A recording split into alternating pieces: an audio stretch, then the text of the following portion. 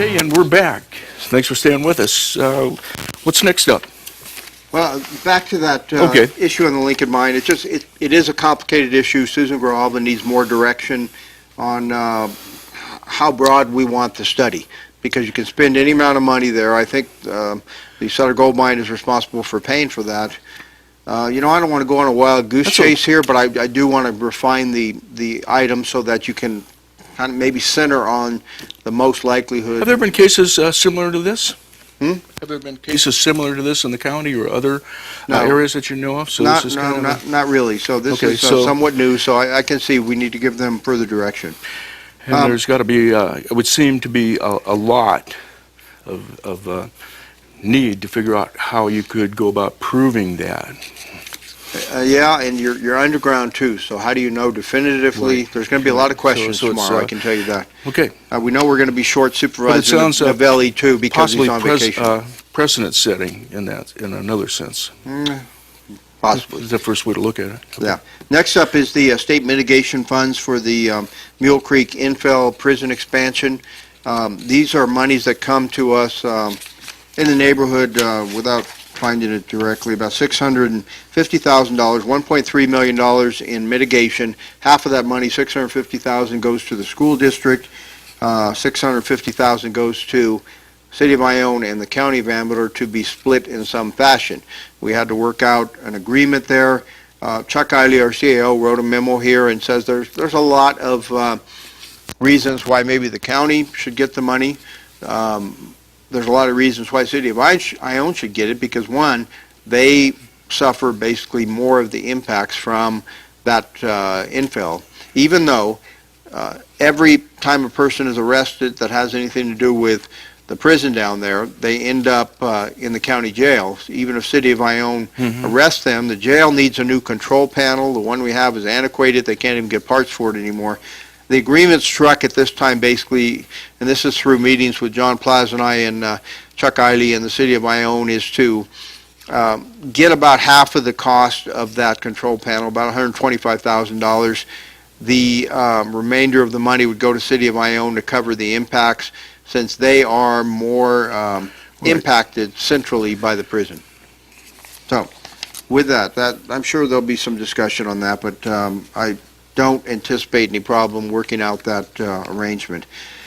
We have some 2014-15 budget issues that are brought to us by California State Association of Counties. They are in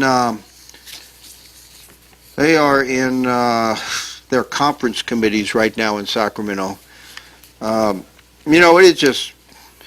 They meet in this is kind of Sacramento, yeah, the legislature Okay. and the governor, and this is kind of like the worst it can be. We We thought it was bad when the Republicans and Democrats were arguing back and forth. The Republicans are basically out of the picture now. Right. But the governor is spending more time arguing with his own party, the Democrats, now over issues that are just silly and need to be resolved. We have a state surplus. All the legislators want to do is take that money and spend it on new programs. I was curious. I thought I heard last weekend, about Friday, that they had realized that they had an accounting error, and it was a $31 billion error. Did you hear anything of that? I don't know about $31 billion error, but Okay. the accounting comes from the LAO's office and the legislature and their figures. Who's right, who's wrong? The LAO's office is usually right because they take a conservative approach. And I could have that number wrong, but it was a rather large number that was right away looking to have to start looking for cuts Well, to be made. the cuts, though, need to come from programs that probably shouldn't have been proposed in the first place. What we're trying to propose Right. from the CSAC side, and I'm a CSAC officer, we had a call this morning. The one issue that seems to be included is the $100 million initiation of repayment of the debt that the state owes to county for program requirements, pre-2004 program requirements. That looks like it'll happen, $100 million, but other things like the $500 million for treatment and programming beds, they haven't included that yet. Okay. There's money for court security funding for new courthouses.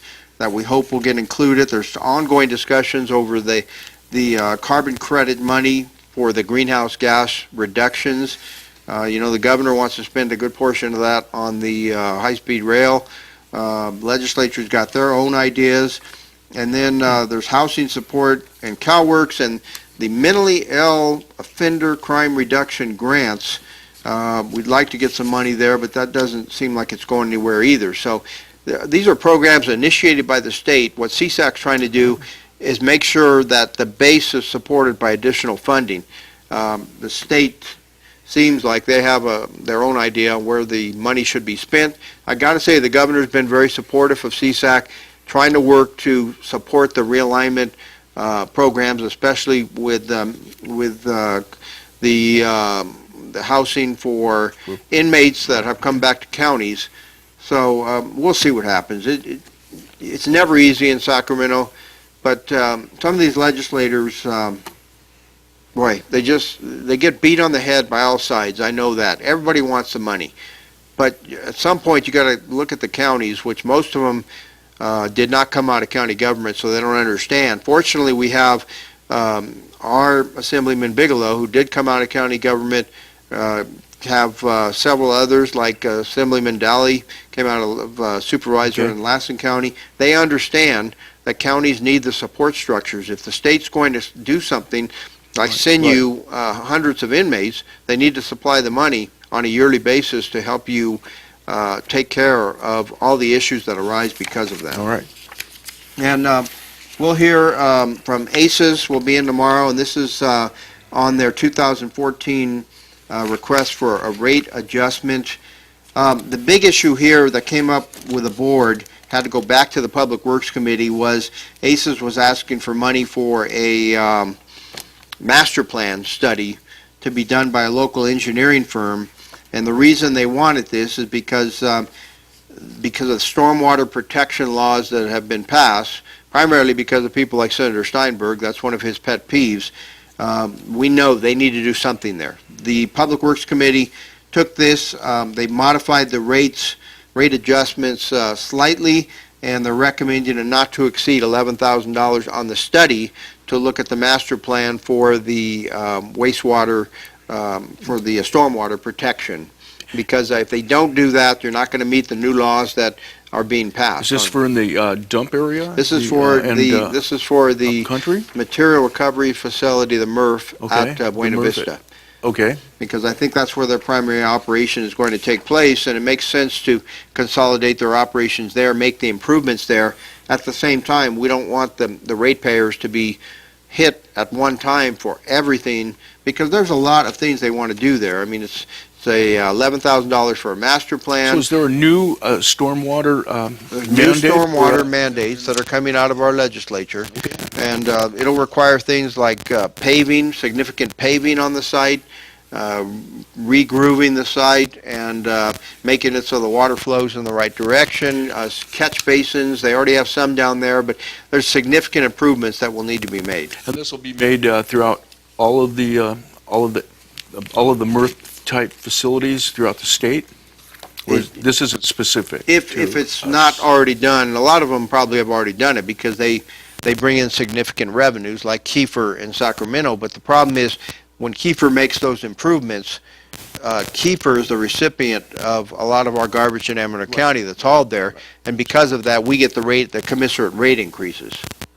So our customers are already paying for some of those improvements, but they're going to have to pay for it again at our site because of these new laws that have come into play. And then we have a couple of public hearings. The Howard Family Trust is on Taylor Road and Latrobe Road.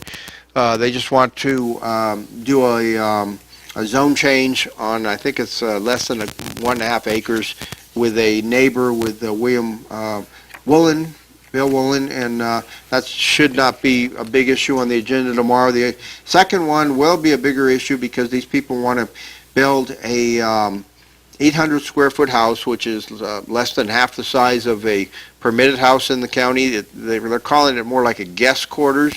The problem is they put a kitchen in it in their plans when they were submitted. Now they're saying there's not going to be a kitchen there.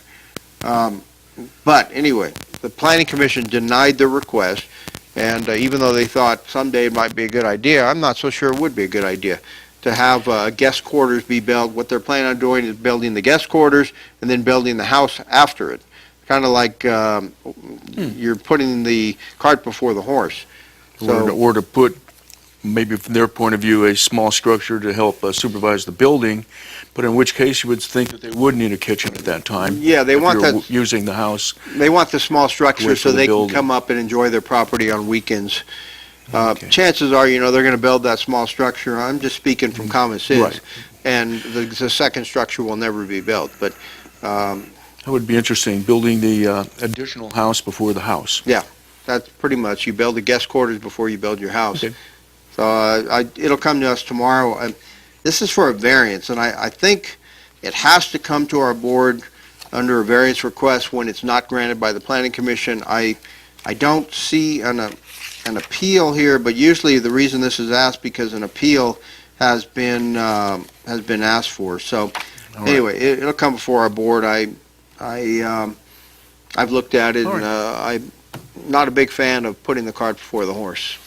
Okay, kind of makes sense. Anyway, if you're interested in any of those things, make it down to the Board of Supervisors, and if you'd just like to listen and hear what's going on, they have a wonderful website that streams that audio. I listen to it myself. And thanks a lot, Richard, for coming by, and we'll see you again next time right here on TSPN. You're watching Amador County's local television network, TSPN.